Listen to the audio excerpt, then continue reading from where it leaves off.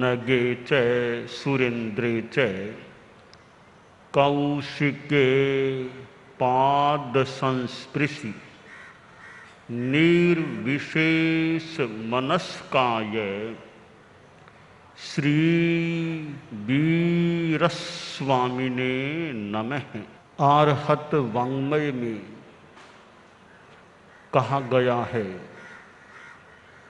सोच्चा जानई कल्याणम सोच्चा जानई पावगम उभयम्पि जानई सोच्चा जंग छेयम तंग समायरे। हमारे पास 5 ज्ञानेंद्रियां हैं,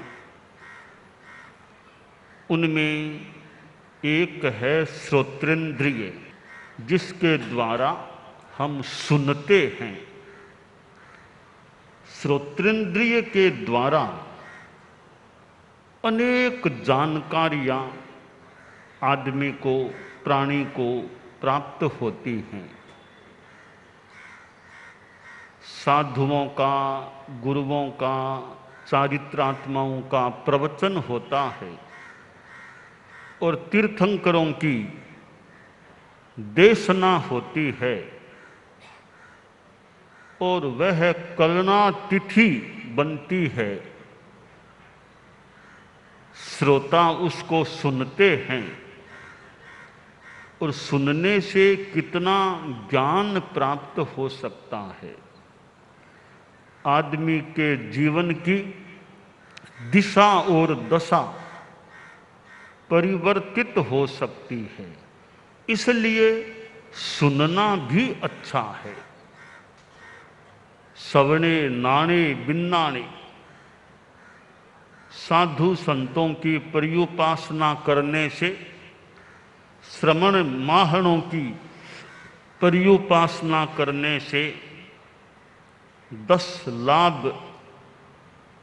बताए गए हैं। पहला लाभ है कि श्रवण सुनने को मिलता है। कभी कभी एक बात आ सकती है सुनने में कि प्रवचन सुनते तो हैं पर जीवन में उतरता नहीं है, तो सुनने का क्या लाभ हुआ। इतने लोग सुनते हैं तो जीवन में नहीं आता है, सुनने से क्या लाभ हुआ। यह वाक्य, यह बात कभी कभी आपने भी सुनी हो, हमने भी कभी सुनी हो कि सुनते हैं पर जीवन में नहीं उतरता है, तो सुनने से क्या लाभ होता है। इस बात पर हम विचार करें और ध्यान दें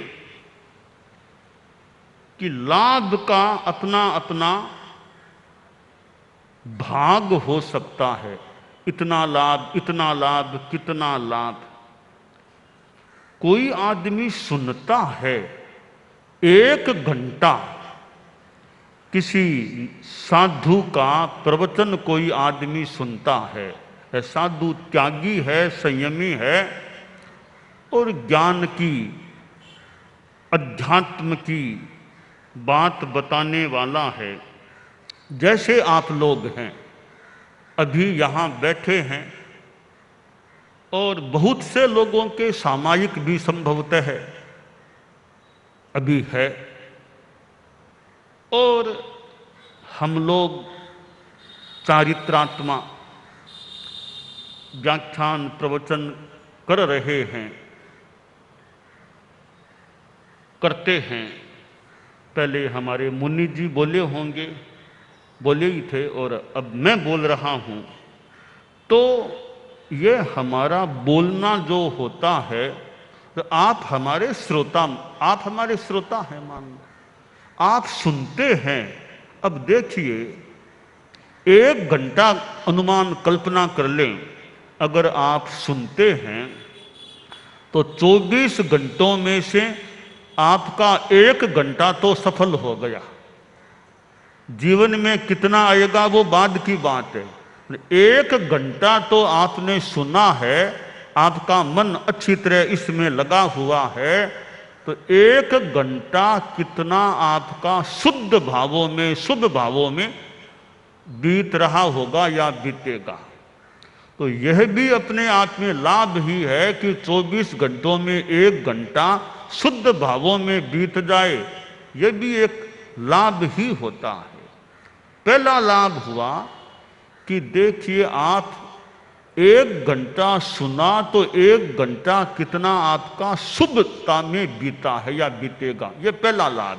दूसरा लाभ देखिए, अगर आप 1 घंटा 2 घंटा यहाँ चारित्रात्माओं के सामीप्य में बैठे हैं तो कितने सांसारिक कामों से आप बचे हुए हैं। अगर आप घर में होते, ऑफिस में होते, सांसारिक काम, आपका बिजनेस, धंधा, पारिवारिक काम, लेन देन आदि आदि सावध्य कार्यों में भी आपका समय बीत सकता था, पर चारित्रात्माओं के नैकट्य में होने से आप कितने सावध्य कार्यों से यहाँ बच गए हैं। यह आपका दूसरा एक हानि का न होने का क्रम बन गया। अब तीसरी बात देखिए, यहाँ आप मान लो सामायिक में हैं तो आपका सावध्य योग का त्याग हो गया, तो एक मुहूर्त जितना भी आप करेंगे आपका सावध्य योग का त्याग, व्रत में आपका यह समय बीत रहा है। यह आपको तीसरा एक और लाभ मिल गया। चौथा लाभ देखिए, आप सुनते हैं तो सुनने से कई बार कोई नई जानकारी आपको मिल सकती है, और कोई पुरानी सुनी हुई बात है वो और पुष्ट हो सकती है। भी पहले भी यह बात सुनी थी, आज फिर सुनी है, तो पहले अमुक से सुनी, आज अमुक से सुनी, तो बात काफी पक्की लग रही है कि भी अनेकों से हमने यही घटना इस प्रकार ही सुनी है। तो सुनने से ज्ञान मिलता है, जानकारियां बढ़ती है। इसके बाद हम देखें कि सुनने से कई बार आदमी को अपनी समस्या का समाधान भी प्रवचन आदि के माध्यम से मिल सकता है कि मेरी यह समस्या है, मैं सोचता था कभी किसी को पूछूंगा, आज अनायास प्रवचन में वह बात आ गई और मेरी जिज्ञासा का, मेरी समस्या का समाधान मिल गया। अब आदमी बार बार सुनता है तो सुनते सुनते फिर कई बार जीवन में भी परिवर्तन, परिष्कार हो सकता है, और कई बार तो सुनते सुनते वैराग्य भाव जाग जाए, इतना भी लाभ मिल सकता है। और ठीक है, आज की बात आपके जीवन में आज नहीं भी आई, 1 साल 2 साल 5 साल बाद सोचेंगे वो बात हमने उस दिन सुनी थी, अब वो बात मुझे जीवन में लागू करनी चाहिए, प्रयोग में लानी चाहिए। तो कब की सुनी हुई बात कब आदमी के जीवन में परिवर्तन लाने वाली भी सिद्ध हो सकती है। तो यूं यह प्रवचन का सुनना भी अपने आप में यूं सामान्यतया अच्छा है। जीवन में कितना उतरेगा वो बाद की बात है, कम से कम सुनेंगे, जानेंगे तो जीवन में उतरने की बात ज्यादा हो सकेगी। सुनेंगे ही नहीं, जानेंगे ही नहीं तो जीवन में क्या उतरेगा और क्या कितना आएगा। इसलिए शास्त्रकार ने जो कहा है कि सोचा जानई कल्याणम, सोचा जानई पावगम, आदमी सुनकर के कल्याण को जान लेता है, सुनकर के पाप को भी जान लेता है। अच्छा और बुरा दोनों को जान लिया, दोनों को जान लेने के बाद आदमी यह प्रयास करे कि जो अच्छा है, श्रेय है, कल्याणकारी है, उसका मैं जीवन में आचरण करूं। तो आचरण करने से और बहुत बड़ा अच्छा लाभ मिल सकता है। तो यह कान का प्रयोग हम अच्छी बात सुनने में करें। संस्कृत में कहा गया, श्रोत्रम श्रुते नैव नतु कुंडलेन ये श्रोत्र कर्ण कान है, वो कुंडल से इतना शोभायमान नहीं होता। श्रुत अच्छी बात को सुनने से, ज्ञान ग्रहण करने से श्रोत्र की, कान की शोभा होती है। तो यह सुनने की शक्ति जिनको प्राप्त है, उन्हें यह ध्यान देना चाहिए, कितने मनुष्य ऐसे होते हैं जो ठीक तरह सुन नहीं पाते,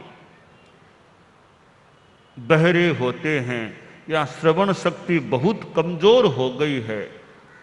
तो कितने लोग सुन भी नहीं पाते अच्छी तरह। तो जिनको श्रवण शक्ति अच्छी प्राप्त है, वे यह सोचें कि मैं अपनी श्रवण शक्ति का बढ़िया उपयोग करूं। और साधु सन्यासी संत लोग उपदेश के द्वारा आदमी के जीवन में परिष्कार लाने का भी प्रयास करते हैं, कर सकते हैं। दुनिया में संत हैं कि संत भी वैसे बहुत हैं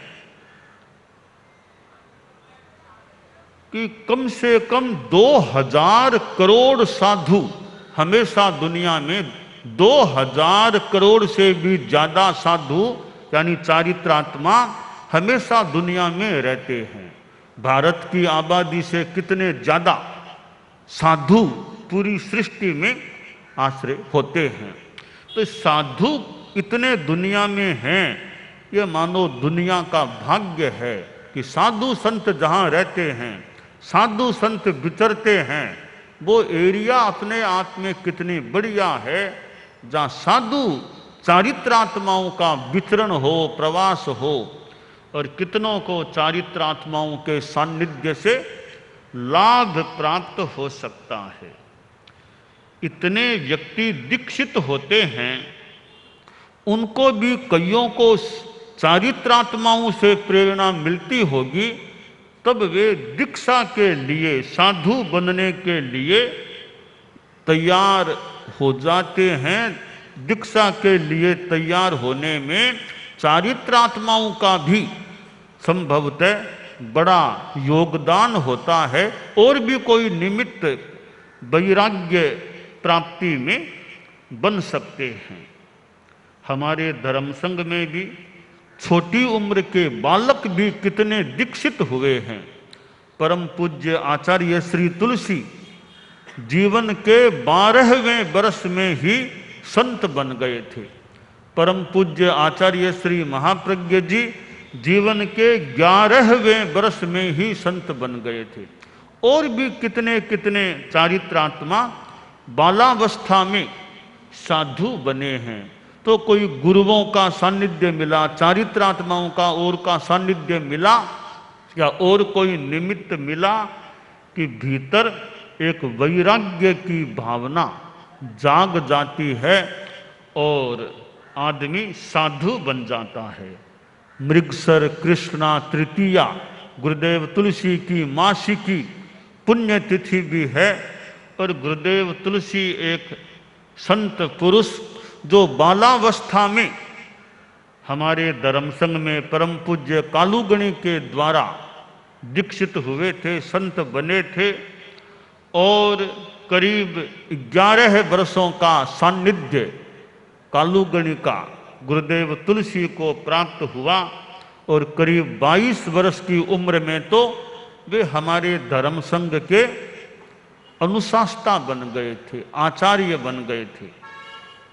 इतनी छोटी उम्र में आचार्य बन गए। हमारे धर्म संघ का आज तक का यह रिकॉर्ड है, कीर्तिमान है।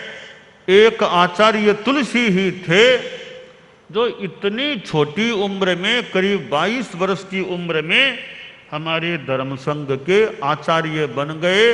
इस रिकॉर्ड को कोई आज तक तोड़ा नहीं जा सका।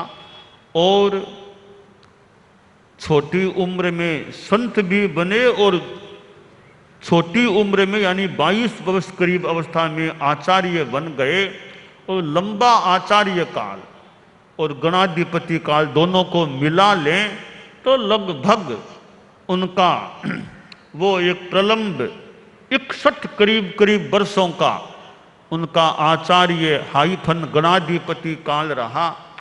और उन्होंने एक धर्म संघ का नेतृत्व किया, अनुशास्त्रित्व किया, और न केवल धर्म संघ की सेवा की, एक जैन शासन के लिए भी कार्य किया।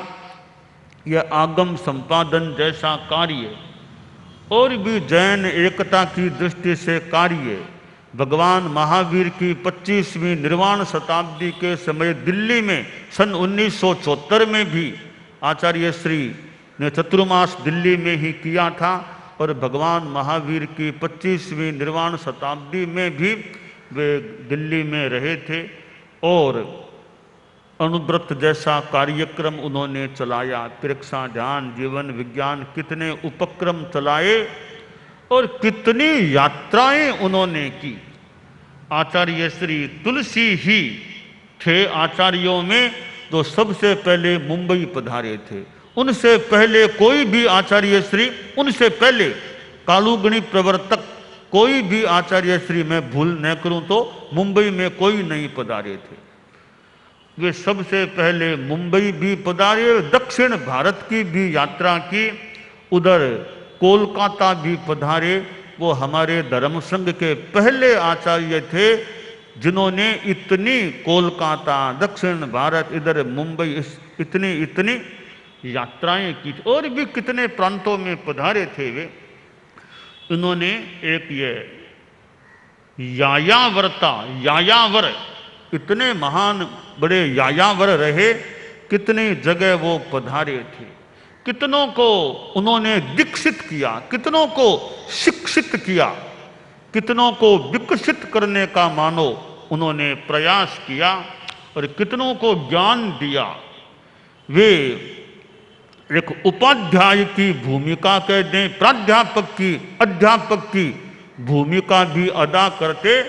कितनों को उन्होंने पढ़ाया है, सिखाया है, ज्ञान दिया है और प्रवचन के माध्यम से जनता को भी और बातचीत के माध्यम से जनता को भी कितना उन्होंने मानो एक लाभान्वित करने का, जनोद्धार करने का प्रयास किया था।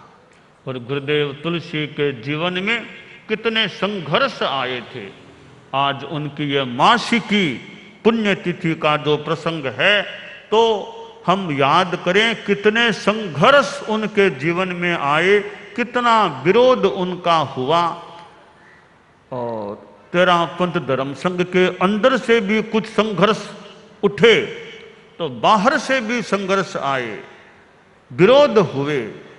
वो रायपुर का चतुर्मास, चूरू का चतुर्मास और भी कभी दीक्षा का विरोध, कभी ऐसे कितने प्रसंग उनके जीवन में आए थे। और उन्होंने यह पंजाब की जो समस्या थी, संत लोंगोवाल से आचार्य श्री ने बातचीत की। मेवाड़ में जब आचार्य श्री आमेट में चतुर्मास जब था विक्रम संवत 2042 का, तब संत लोंगोवाल, सुरजीत सिंह बरनाला, ऐसे वो लोग वहाँ आमेट में, वहाँ 13 पंथ भवन में आए थे, गुरुदेव से मिले थे। और यह पंजाब समस्या की, पंजाब समझौता और की बातचीत चली। और संत लोंगोवाल जैसे व्यक्ति को भी उन्होंने मानो प्रभावित हो गए, प्रभावित कर दिया कि उन्होंने भी गुरुदेव तुलसी की बात को महत्व दिया कि यानी समझौते के प्रयास संबंधी बात। तो यह राजीव लोंगोवाल समझौता और जो भी, तो आचार्य श्री तुलसी ने एक राष्ट्रीय देश की समस्या के संदर्भ में भी एक मानो प्रयास कह दें, कार्य कह दें। इस प्रकार कितनी बार दिल्ली में पधारे, कितने राजनेताओं से मिलना हुआ, कितने राजनेता उनके पास आते। जब बहुत पहले गुरुदेव तुलसी विक्रम संवत संभवतः 2032 के आसपास की बात होगी या 32 की ही होगी, लाडनू में थे उपराष्ट्रपति बीडी जत्ती, वे लाडनू आए थे, उपराष्ट्रपति थे वे, तब लाडनू आए थे। और मुझे याद है तब गुरुदेव वो साधियों का जो सेवा केंद्र है उसमें विराजे हुए थे।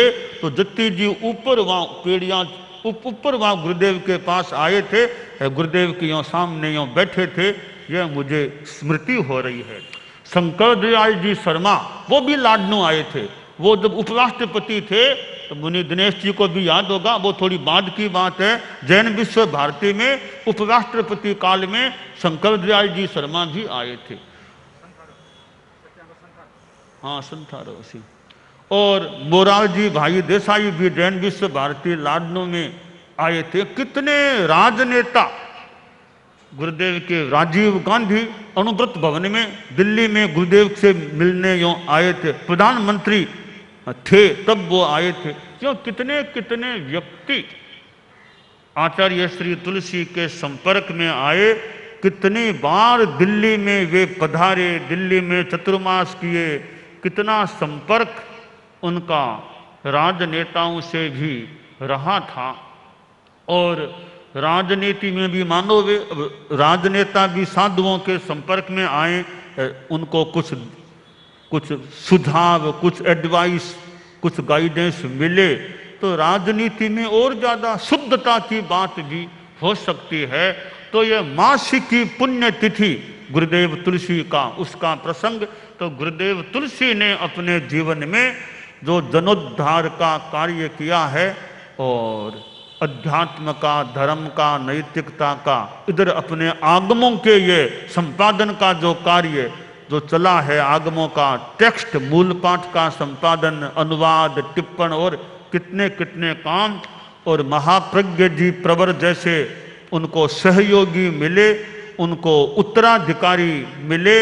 और आचार्य श्री तुलसी तेरा पंथ के एकमात्र आचार्य हैं जिन्होंने अपने जीवन काल में आचार्य पद का विसर्जन कर दिया। आज तक के इतिहास में वे पहले एक ही आचार्य हैं जिन्होंने अपने जीवन काल में आचार्य पद का विसर्जन कर युवाचार्य श्री को आचार्य पद सौंप दिया, प्रदान कर दिया।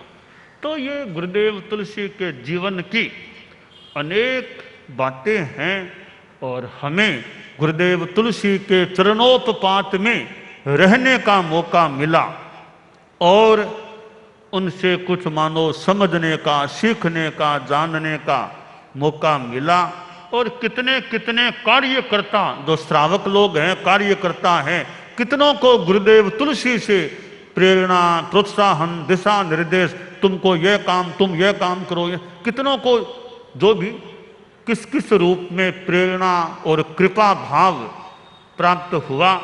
अनेक अनेक कार्यकर्ता तेरा पंथ के सिवाय भी अनुभूत के संदर्भ में कितने कार्यकर्ता जो अनुभूत से जुड़े होंगे और नैतिकता अनुभूत इस दृष्टि से गुरुदेव के पास आकर वो इस क्षेत्र में आगे बढ़े होंगे। तो ऐसे अनेक उपक्रम हैं जो गुरुदेव तुलसी से जुड़े हुए हैं। और आचार्य श्री महाप्रज्ञ जी जो उनके उत्तराधिकारी थे, जीवन में कितना उनका साथ रहा, वो गुरुदेव तुलसी के किस प्रकार साथ रहे। जैसे आप लोग बोलते हैं ना, कंधे से कंधा मिलाकर वो, मानो ऐसे ही महाप्रज्ञ जी गुरुदेव, मानो गुरुदेव तुलसी के कंधे से कंधा मिलाकर संघ में इतने इतने नए नए परिवर्तन, नए उन्मेष चीजें आई है। तो संभवतः मुनिश्री नथमल जी स्वामी टमकोर का भी बड़ा एक सहारा, सहयोग गुरुदेव तुलसी को संभवतः मिला। फिर तो वो युवाचार्य बन गए, फिर आचार्य भी बन गए थे। तो आचार्य श्री तुलसी का शिष्यत्व हमें प्राप्त हुआ था। फिर गुरुदेव महाप्रज्ञ जी का शिष्यत्व मुझको या हमें भी कदे मिला था। तो आज वो जो मासिकी पुण्यतिथि गुरुदेव तुलसी कृष्णा तृतीया और मृगशर कृष्णा तृतीया, तो गुरुदेव तुलसी के द्वारा जो हमें कुछ मिला हो या उनकी जो आत्मकथा भी है, मेरा जीवन मेरा दर्शन, उसको पढ़ने से भी बहुत सी जानकारियाँ, प्रेरणाएं संभवतः प्राप्त हो सकती हैं। हम कान से अच्छा सुने, आँख से अच्छा देखें और जीवन में आगे बढ़ने का, अध्यात्म की आराधना करने का प्रयास करें, यह काम्य है।